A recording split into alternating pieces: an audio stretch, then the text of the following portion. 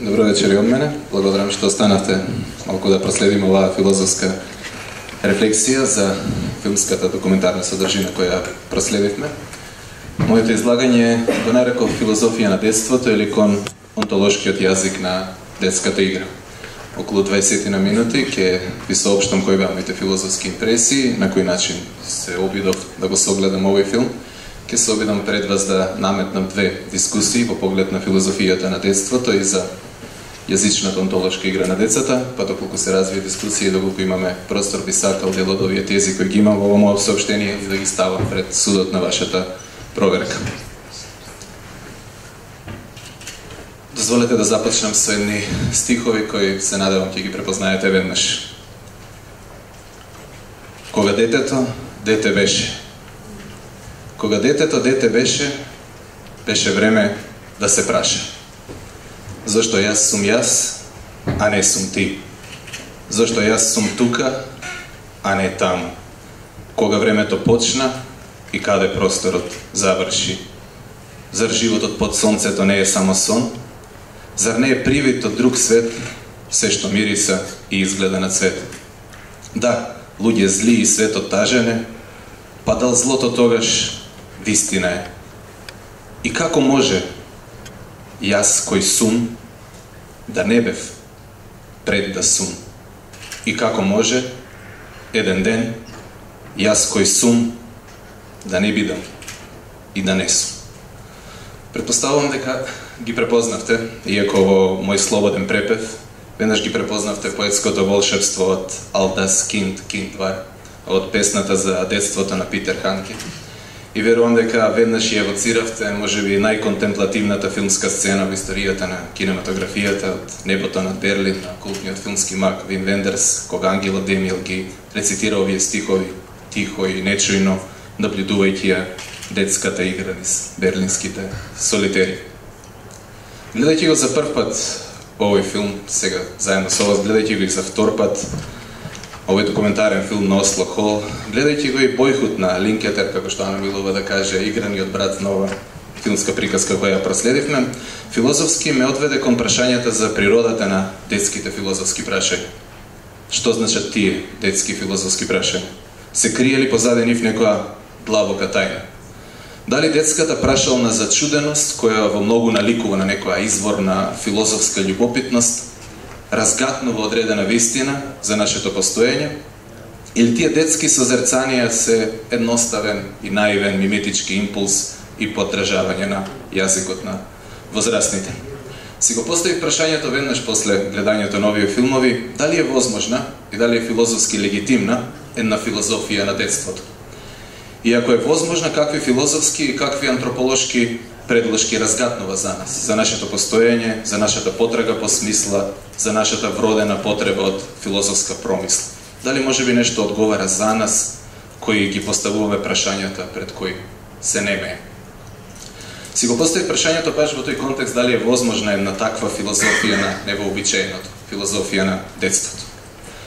Ке се сетите веројатно сите со францускиот постструктурализам и со постмодерната, дека се може да мине, особено со делата на Мишел Фуко и во духот на она ницеанско подкопување на редот и инструменталната рационалност, се појавија филозофии или филозофски рефлексии, согледби за многу нешта, за многу теми, за многу појави кои ни се чинат ефемерни, ни се чинат невообичаени за филозофски увид, ни се чинат неконвенционални, ни се чинат периферни, или пак се лоцирани во региите на човековото искуство, кое често е покриено со велот на некое обштествено табу.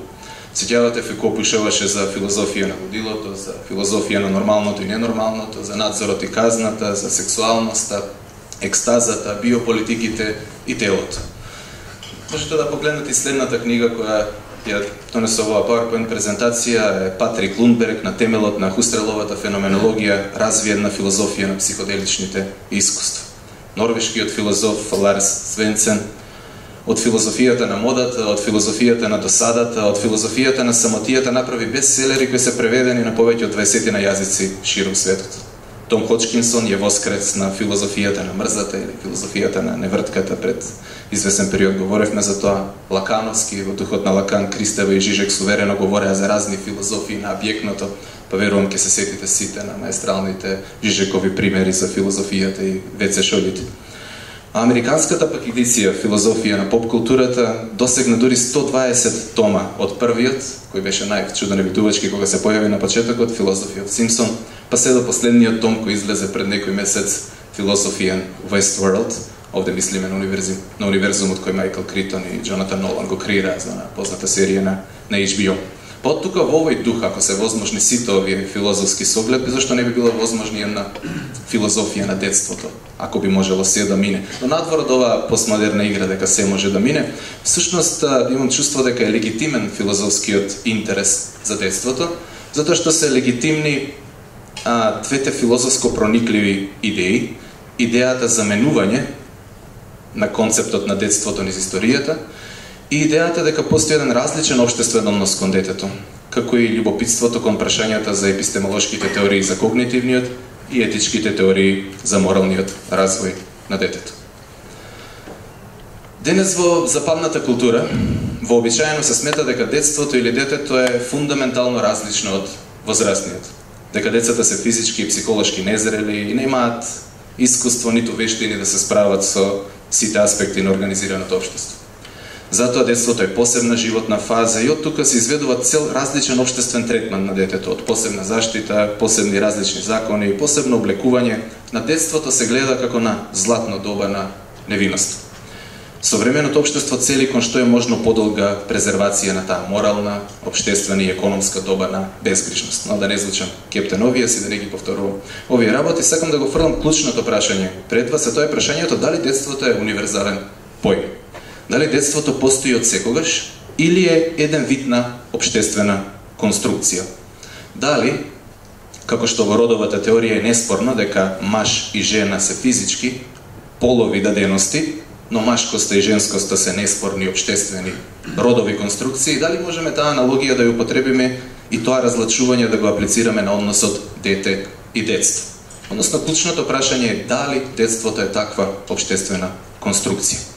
Голем број истражувања кои ги консултирав, кои сведочат, доаѓаат од културната антропологија и од современата социологија, баш го посочуваат она што може малку и да не вознемири интелектуално, да не доведе во состојба на скепса. А тоа е дека поимот детство, а со тоа и статусот на детето во општеството, воопшто не е фиксно и воопшто не е универзално закотвено во своето значење.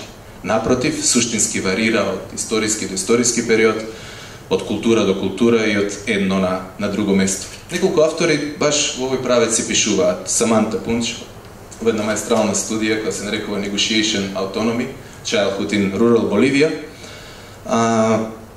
пишуваше дека децата во Боливија уште од 5-та година во животот, без никаква општествена задршка, превземаат домашни работи и обврски во локалната заедница кои се непоимливи од нашата западноевропска култура. Еден од најпознатите американски културни антрополози, Лоуел Холмс, во неговата антрополошка монографија за домородното население во Самоа островите, пишуваше дека во нивниот јазик не постои ниту термин, а согласно на тоа ниту поим за премлад и премал, за оваа или за онаа работа. Децата таму носат тежок товар, ракуваат со опасни алатки уште од најмала возраст. Не воочил воопшто однос на поштеда заради тоа што се деца. Возрастните на антрополошките прашања кои Холмс им ги упатувал, зашто го дозволуваат тоа, зашто нема некаков вид на поштеда спрема овие мали дечиња, тие одговарале дека самите тие луѓе треба да ги најдат границите на собствените можности. Ако мисли дека може, нека го прави тоа, биле нечестите одговори кои Холмс ги прибира. Раймонд Фърт, се сеќавате на него, долгогодишниот професор по антропологија на London School of Economy, запиша дека ки децата во Тикопија, во Западниот Пацифик, каде што и истражуваше, воочил еден модел на однесување ки децата кој е неверојатно комплетно непоимлив за западниот човек. Имено децата во тие архаични заедници одлучувале сами дали ќе ги послушаат родителите или возрастните. Не го прават автоматски, она што возрастните го бараат од нив, ниту заедницата очекува дека безпоговорно ќе ги следат насоките, укажувањата на возрастните. Некаква чудна форма на детска, ако може така да наречеме, автономија. дури ако одлучат да не го направат тоа што им го сугерираат и што возрастните им го даваат како насока, воопшто не постои никаква санкција, воопшто не постои некаква возбуда за тоа. Комплетно различен поим на детството или непостоење на детството, ако можеме да видиме послободно во тоа. Секој некој малку читал родова теорија, знае за примерите на Бронислав Малиновски, знае за неговите истражувања во топринијант, југозападниот Пацифик, во кој кај возрастните воочува една прилично интересна форма во која децата воопшто не се обесхрабруваат во нивното истражување на сопственото тело, во практикувањето на некои детски форми на автоеротизам, допирање на деловите од телото кои се сметаат за срамни и неумесни и непримерни во западната култура. Претпоставам дека повеќето од вас може да забележите и да кажете дека ова се сега примери од екзотични пацифички острови во кои петрифицираните општества имаат социјални протоколи кои можеби немаат многу врска со западната Европа и со западна култура, можеби не се доволни за да прогласиме дека детството е општествена конструкција. Но ви препорачувам да погледнете оваа студија, а оние кои се интересираат за средновековието, сметам дека е нешто што отвара неверојатно интересни перспективи. Станува збор за една обемна студија на францускиот историчар Филип Арие, која се нарекува Centuries of Childhood, A Social History of Family Life, која е напишана 1962 година, но уште тогаш предизвика сериозни контроверзии, предизвика бури во академската заедница која се занимаваше со овие феномени, затоа што Филип Арие експлицитно тврди дека не само во пацифичките острови, туку во средновековното општество, во нашата западна култура, воопшто не постои идејата и воопшто не постои поимот за детство. Детство не постои. Во една обстојна историографска база на ликовни композиции, на лични белешки, дневници од тој период, на неверојатна фактографска база, воочува дека детето не само што имало исти права, исти должности, исти казни, исти вештини како возрастните, исти начини на стекнување на тие вештини, туку за него, а и пресудно, добар дел од забелешките му се токму тука назначени, тој тврди дека имале иста облека како возрастните. Во сите ликовни композиции кои ги прибира од средновековната епоха, гледа дека тие се облекувани исто како возрастните и дури ги нарекува small adults. Не знам како оригиналниот термин на француски, веќе на англиски работев книгата, ние користиме еден термин старо мало или таков контекст, small adults. За него детството не постои и воопшто не се поимало како посебна фаза во животот. Се додека не се појавуваат едни општествени промени за кои тој зборува на крајот од книгата, во 15-тиот век и од кога започнува она што може да го наречеме денеска child-oriented society или како тоа во модерната педагогија го нарекуваат педоцентрично општество. Читајќи оваа книга на Филип Арие, мене ме потсети на една мистерија која имаме во историјата на уметноста. Одбрав неколку депикции од незе. Овде можете да погледнете еден феномен кој го воочуваме во историјата на уметноста, повеќе вековен цртачки канон на едно впечатливо ликовно прикажување на бебето или на детето Исус како стар.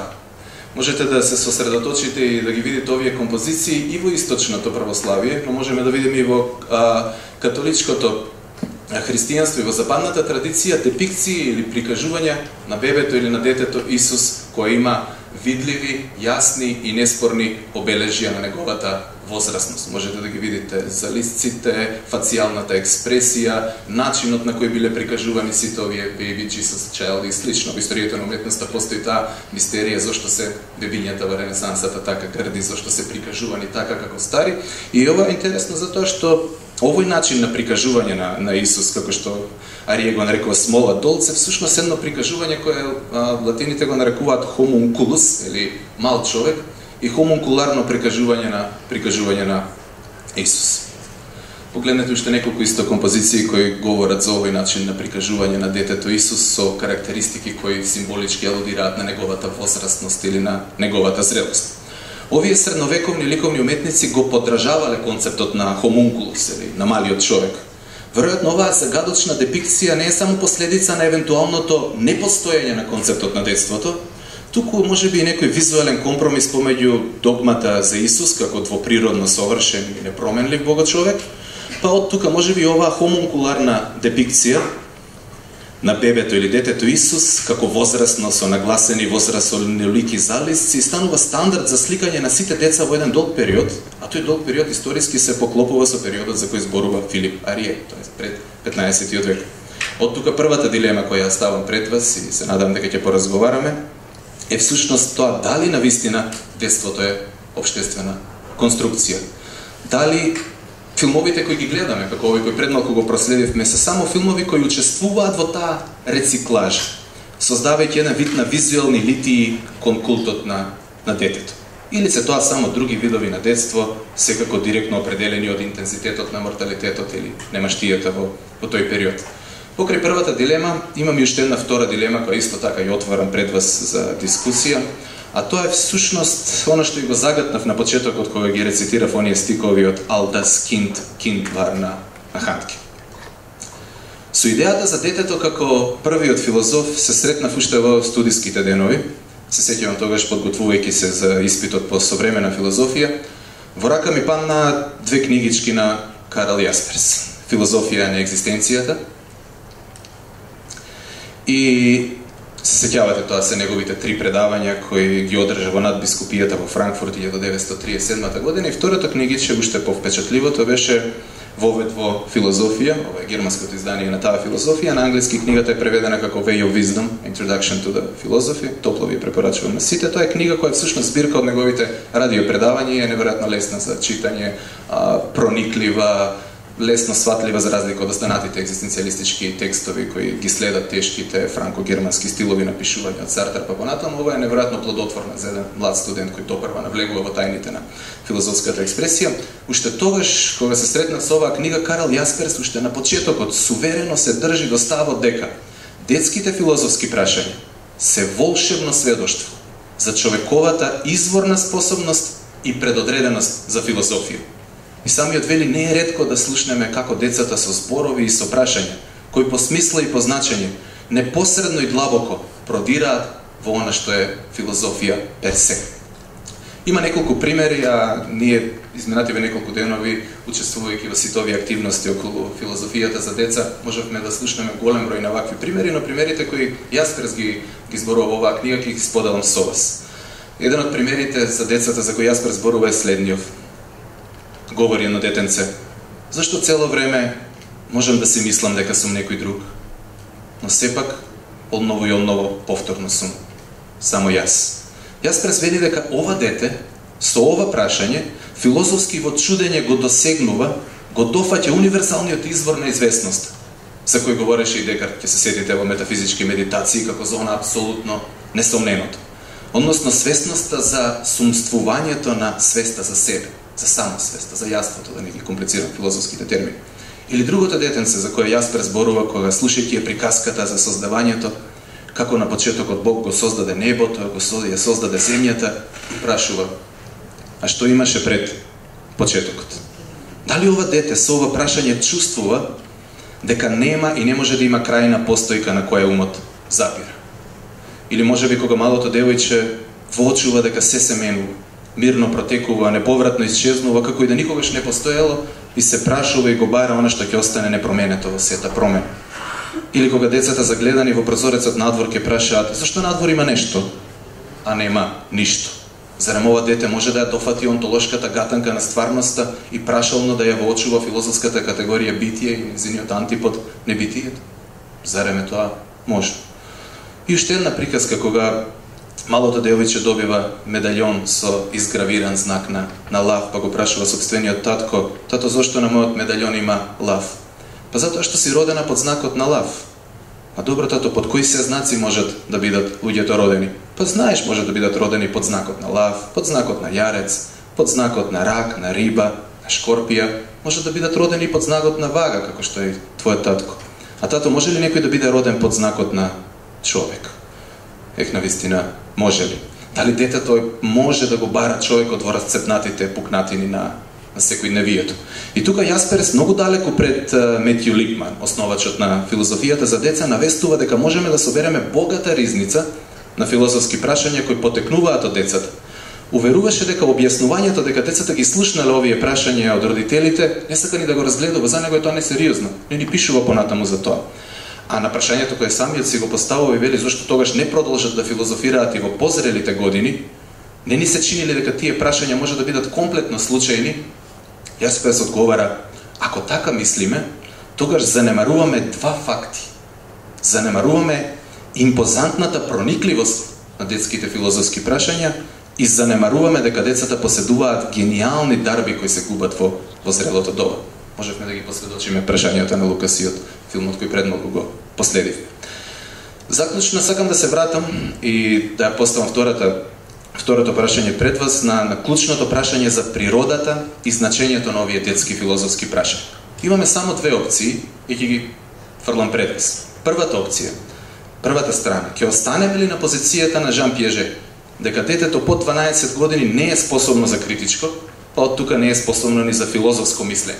И она што ние го правиме, нагласувањето на детските филозофски прашања, нели се само претенциозна, непотребна и безпредметна амплификација, едно преувеличување кој ние возрастните го правиме. Па пресериозното третирање на детските филозофски прашања да е некако вид преуранета екзалтација на филозофите кои се увериле дека во детските филозофски прашања пронашле една трансцендентална смисла на нивната професија и на нивниот животен повик, како да таа филозофијата е нешто многу повеќе од она што е. Ова е една линија, линијата на Жан Пиаже, дека претеруваме кога во децата бараме и гледаме филозофи. Втората линија е ако детските филозофски созерцанија, налик на вистинската филозофска љубопитност која носат во себе една изворна зачуденост, веруваме дека се интристичен и автентичен когнитивен феномен кој нешто говори за нашата природа, а ние филозофите сакаме да знаеме што говори тоа за нашата природа. Првата перспектива е едноставна и непровокативна за филозофска рефлексија, што не значи дека е погрешна. Може би и таму е одговорот на она што го правиме. Но втората е онаа која ме предизвикува и би сакал сега да го споделам со вас моето толкување, што значат тие, какви тајни разгатнуваат за нас детските филозофски прашања кои ги воочуваме ки децата кои зреат и се чудат на најрана возраст. Во литературата и во поп-културата за деца, последниве неколку години професионално се занимавам со литература и поп-култура за деца, во многуте приказни, во многуте серии, во многуте детски филмови и стрипови, децата, било да се господари на древни кралства и непосредно да ги водат воените походи, било да се анимирани бебиња шпиони во Джеймс Бондовски одела, било да се деца обдарени со суперхеројски способности, како децата сайдкикови од Марвеловиот и DC-овиот свет, како Робин, детето Бој Вандер, Кит Флеш и останати. Секогаш, ама верувајте, секогаш имаат една наративна, а ќе се осудам да кажам и идеолошка предложка, во смисла дека секогаш треба да пораснат, да станат возрастни на некој начин, да се преправаат дека се возрастни, да се однесуваат по образците на возрастните, за да нивниот детски хероизам, нивните суперспособности или нивниот алтруизам дојде до израз и конечно да го спасат светот. Децата се супер деца, ако и само ако парадигматски ги рециклираат моделите на однесување како возрастни. Детството е секогаш нешто што или треба да се надмине, или е обична наративна јукста позиција во однос на светот на возрастните.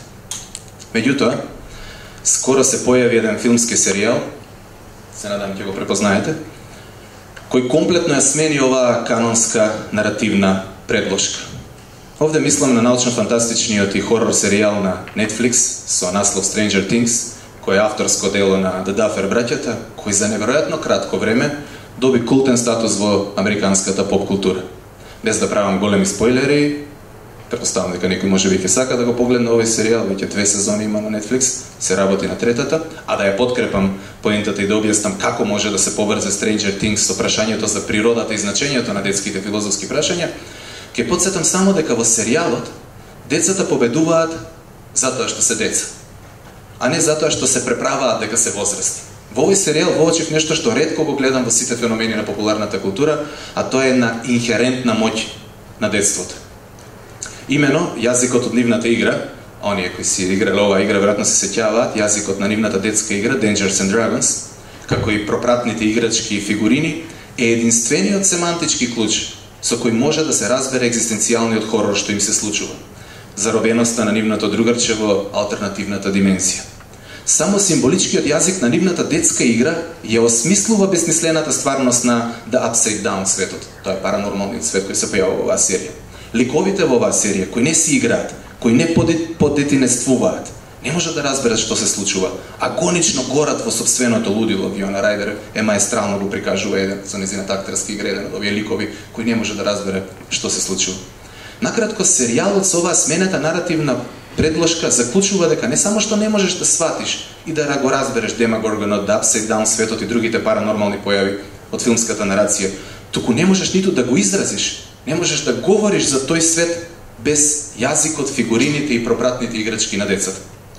Од тука, ова е мојата теза, ако детството го земеме во предвид крајно сериозно, ако во нашата филозофска приказка победа децата затоа што се деца, како во Stranger Things, ако веруваме дека нивните филозофски прашања не се безцелни и механички јазични импулси, туку ако веруваме дека тоа е автентичен когнитивен израз на изворна филозофска зачуденост кај децата, која дури треба и да се негува како филозофија за деца, тогаш не значи ли тоа дека ние, возрастните, не можеме да го сватиме, не можеме да го разбереме, не можеме да го поимиме, да го изразиме светот на метафизичкото без онтолошкиот јазик на детето.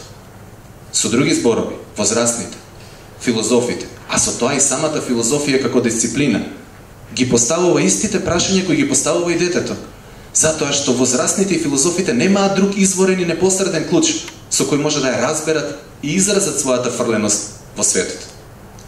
Не само што не можеме да го разбереме бесконечното, јаството, целесообразното, интелегибилното, вечното, трансцендентното, секупната регија на метафизичката стварност, туку не можеме и да го изразиме, не можеме да говориме за тој свет без онтолошкиот јазик на детето.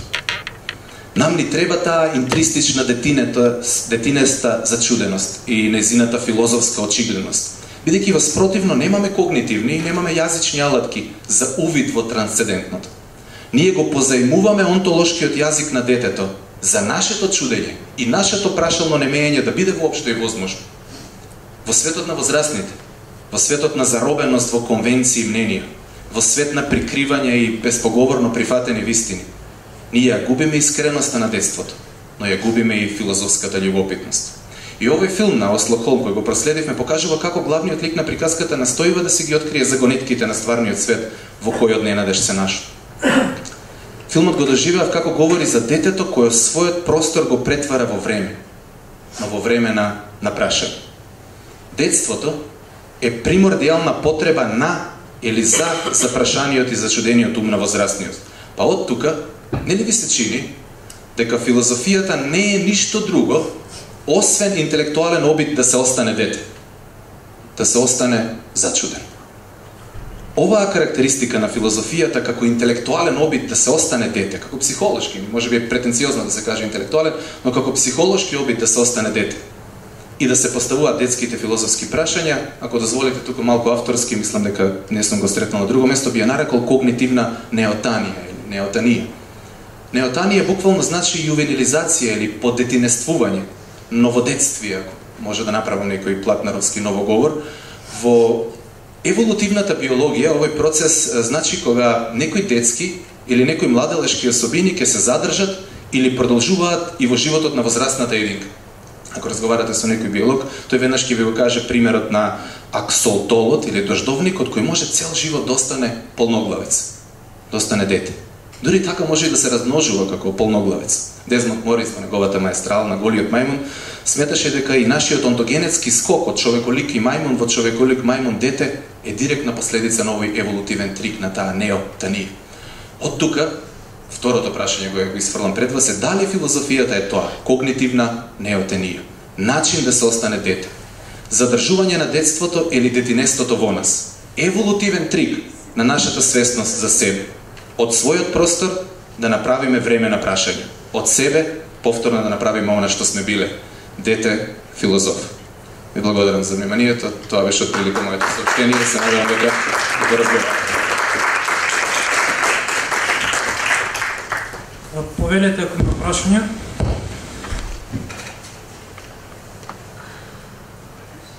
Па и коментари не мора прашање.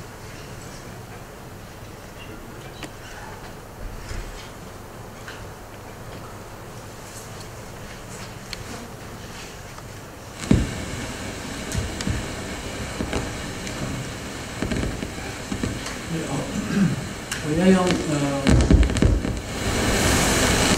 сериозни сомнежи во врска со тезата дека филозофирањето е враќање назад, нужно детствување или поврзано со детствувањето. Меѓутоа, би сакал да го поддржам, ако добро сватив твојот став дека детството е стварно и детското филозофирање е стварно, или пак доколку мора да прифатиме дека е општествен, како се казва? Општествен конструкт. Тогаш мора да го вратиме назад до почетокот на цивилизацијата како што ја знаеме, мислам, до почетокот на забележаната историја, бидејќи древните цивилизации, како ја можам да наведам грчката и индиската, имаат и развиена терминологија и многу јасно доделени, да кажам, обществени улоги за децата. Адолесценцијата е многу спорно. Животно раздобие, да. Меѓутоа, детството мислам дека не би требало. Тоа е некоја аберација. Јас не знаем за овој автор со средновековните. Меѓутоа, што се однесе до стварноста на детството, а што се однесе до детската филозофија, јас сум следушал деца кои ги изразуваат своите мисли непостојано, но инцидентно, во облик на силогистичко изведување, наистина аристотеловски, и не верувам дека тоа наистина некој ги поучувал, мислам. Што да кажеш, како механички импулс, јазичен? Не знам од каде тоа доаѓа. Не знам од каде доаѓа. Тоа се некои проблесоци, но стварно сум сведочел. Една од теориите се дека Чомски го има објаснето тоа, дека имаме ние продена синтакса и во рамките на таа продена логичка синтакса може да се протне нешто што навидум ни се чини како филозофско откровение, а всушност е тоа една предиспозиција заради синтаксичката иннаталност која носиме во себе си, или тоа е преку генеративната трансформационна теорија на Чомски едно од објаснувањата, ако не веруваме дека ова е величенствена работа како што јас произведувам. Ако останеме на линијата на Пиажета.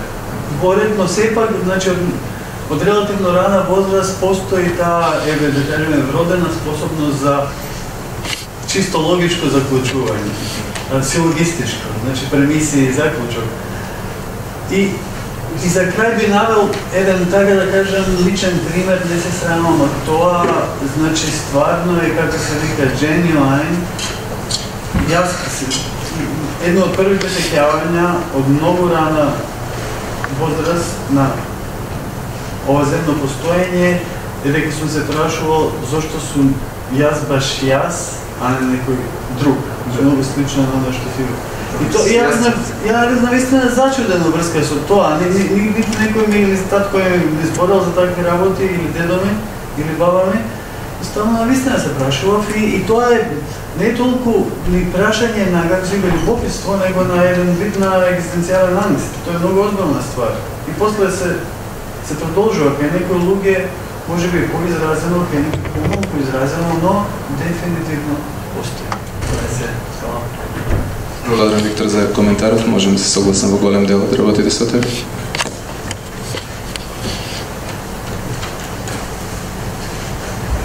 Не ме треба микрофон гласно. Ја сакам Бошка да ти поставам две прашања, всушност ти поставам прашањата кои што ти ги постави, ме интересира твојот одговор. Прво, дали сметаш дека детството општествен конструкт? Можеше кратко да не. Кога го слушав ова, особено аргументите кои доаѓаат во прилог се заради сериозноста на работите, домашните задачи, општествените задачи кои децата ги добиваат, заради нивното прерано презрело, сега зборам од западна, од оваа перспектива, како на 5 или 6 годишна возраст добиваат различни работни задачи во кругот на семејството и ако само тоа укажува дека општествен конструкт, мислам дека не е доволен разлог, затоа што Саманта Пунча, ако би дошла во македонскиот 18 или во македонскиот 19 век, иако антрополошки би го истражувала многодетните семејства во Македонија, начинот на кој дечињата тука биле третирани веднаш како возрастни, како во старите македонски семејства етнолошки најбистрите деца биле оставани да се грижат за стоката, за имотот, за добитокот, уште од колку мала возраст работеле, веројатно и таа би го добила истиот заклучок кој го доживува во Боливија. Така што мислам дека социолошките фактори, сиромаштијата, зголеменото ниво на морталитетот не прават да не постои концептот на детство, туку го прават да биде далеку поразличен заради општествените околности. Така што искрено мислам дека не е општествен конструкт во онаа смисла во која што тврдат некои автори дека воопшто не постои, туку постои на различни културолошки, антрополошки рамништа. Па може да се зборува и за, не знам, македонско антрополошко рамниште на постоењето на детството. Не се сеќавам дали во македонската етнографија, етнологија има такви истражувања, но верувам дека би посведочиле и многу помали деца од овие боливиски 5-годишни дечиња дека се занимаваат и со многу посериозни домашни работи, многу посериозно зрелат и многу посериозно ги третираат веќе како возрастни, така што мислам дека треба да се прави разлика помеѓу не постои воопшто концептот на детството и постои во една различна етнолошка, етнографска перспектива. Од прилика. Второто прашање беше дали сметаш, исто како прашање, дали сметаш дека поточно последното прашање, филозофирањето може да се смета за еден вид на враќање кон детската запрашаност. Ја како што разбрав мислиш дека... Да, па тоа ми беше и тезата која ставив пред вас. Баш би сакал да слушам и твоето мислење со оглед на тоа дека се занимаваш со филозофија за деца, нешто што се обидов по овој начин да даде некаква подложка на тој начин на делување, дека е оправдана и филозофијата. Ако постои филозофија на детството, тогаш е оправдана и филозофијата за деца. Ако навагнеме нова антипјаже позиција, така што ми значи твојот став, кој го имаш на повели со во која насока сакаш? Во однос на овие две гледишта гледаме на мала несовместност. Ако сметаме дека детствувањето е различно во различни култури и ако сметаме дека филозофирањето може да го дефинираме како еден вид на враќање кон детската запрашеност, тогаш е проблем да дефинираме филозофија со нешто што не е константно. Може да дадете разбирам. Ја следам за последната теза, тоа што се базира на нешто што е некој вид на благо општествен конструкт. Ја разбирам насоката во која се движи твоето прашање. Вака на прва, колку што можам да одговорам без некако подлабоко да размислам дали има совместност помеѓу тие две нешта. Ако не е конструкција, тогаш може би треба да се зборува за некаков модел кој се појавува кај сите деца во сите култури, нешто што е заедничко, нешто што е антрополошка константа, нешто што е филозофски, културолошки непроменето во сите можни итерации на човековото општествено уредување. Мене повеќе ме плаши вториот дел, не знам дали се сеќавате како продолжува Јасперс во оваа книга. Ако е детето првиот филозоф, Карл Јасперс продолжува дека вториот изворен и автентичен филозоф е лудакот. И наредните 5-6 странички од оваа книга зборува како менталните болни луѓе и сите оние луѓе кои имаат сериозни психолошки проблеми доаѓаат до вонредни филозофски откровенија и каков филозофски дискурс знаат во нивните состојби на ментал илнес да произнесат. И сега ако се плашев некој да не ја насети таа линија во смисла ако е филозофијата враќање кон детството, и ако продолжиме на Јасперовската линија, што ако филозофијата би била и враќање кон лудилото? И што ако всушност филозофијата по себе е помалку вредна отколку што ние сите тука мислиме и станува збор за една инфантилност или една екзистенцијално ментална состојба, некаква си терапевска, во која никој од нас кој се занимава со филозофија не би сакал да размислува во тој правец, но Вингенштейн го навести тоа и он велеше дека можеби треба да филозофијата да спасиме од незината маѓепсаност, од моќта на јазикот, па макар и на овој детски или на овој друг тип на јазик за кој зборува Јасперс. Така што во таа насока вака на прво мислам дека би можел тоа да го срочам. Накажи ми ти што мислиш искрено кога се работи филозофија за деца, го насетуваш тоа како изворен филозофски импулс или чувствуваш дека е некаква семантичка структура која е наследена, некаква способност за јазик отколку способност за промисла? Секако дека изворен филозофски импулс и дека не го работел тоа што го работел. Мислам спротивно, но мислам дека празнотијата во детето е она што го прави да биде филозоф. И токму затоа детството не може да се формулира, не може да се дефинира. Затоа општествен конструкт, затоа што она празнотија во него, во неговите мисли, во неговите сваќања, таа потреба да се пополни празнотијата, го прави него филозоф, а не може да го формулираме што е тоа дете. Празнина. празнина во сваќањето, потреба од пополнување на таа празнина. Мислам дека околу таа празнина е она што може да го срочиме во еден поим за тоа што е дете и зашто детето е филозоф, а не врз однос на позитивни карактеристики, туку напротив, врз негативни. Окей, ти благодарам. Инструктивна насока за размислување.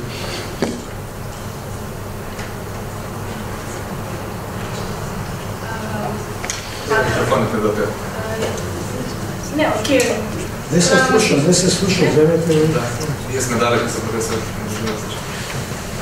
Вака, имав едно прашање во однос на тоа зошто филозофијата се прави еден раздор дека има разлика помеѓу филозофирање како дете и филозофирање на возрасен. Во однос на тоа, децата се само пробуваат да го разберат светот околу нив и ние некогаш сме биле деца и кога стануваме возрастни, само повеќе и повеќе си го разјаснуваме светот околу нас. А филозофијата не е ништо повеќе отколку поставување на прашањето зошто на се што се случува околу нас. Така да, зашто да е филозофијата на враќање кон детството, кога детството е само еден чекор кон осознавање на она што се случува околу нас. Ние не се губиме како личности, кога растеме, едноставно се надоградуваме.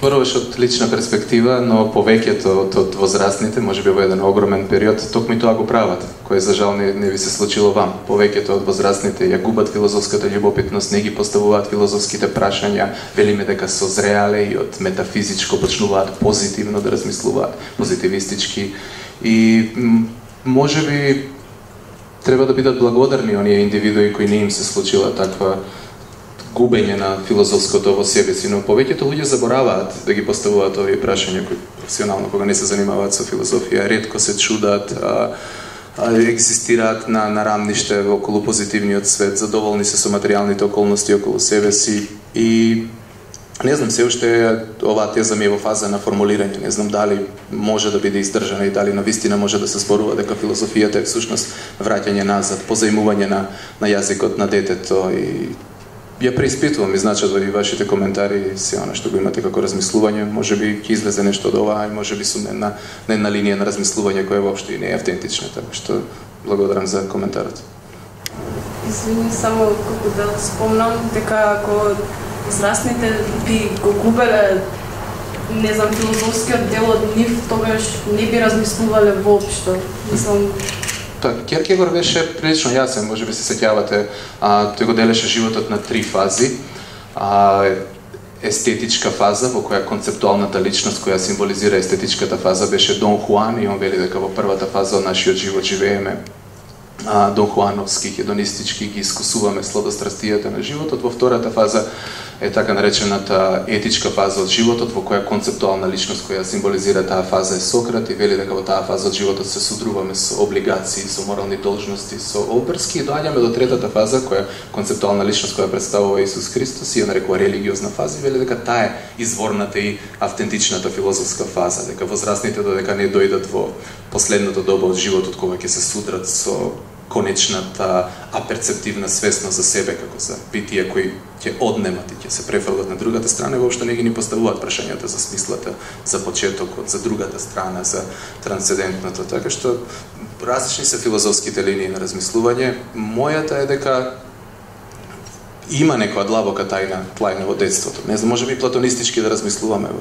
теоријата за анамнезата и сеќавањето. Може би детето се уште е опсинето од силната магија на топоски перураниумскиот свет во кој знае се што се случува и полека заборава. Има различни перспективи или сме на линијата на Пиаже дека предимензионираме и се правиме важни, дека сега како филозофијата е битна, па и децата филозофираат. Ми е преедноставно да прифатам дека се тоа наивни импулси. Би сакал да верувам дека има некое волшебство во детскиот филозофски јазик, а која линија на филозофско толкување ќе биде, не знам.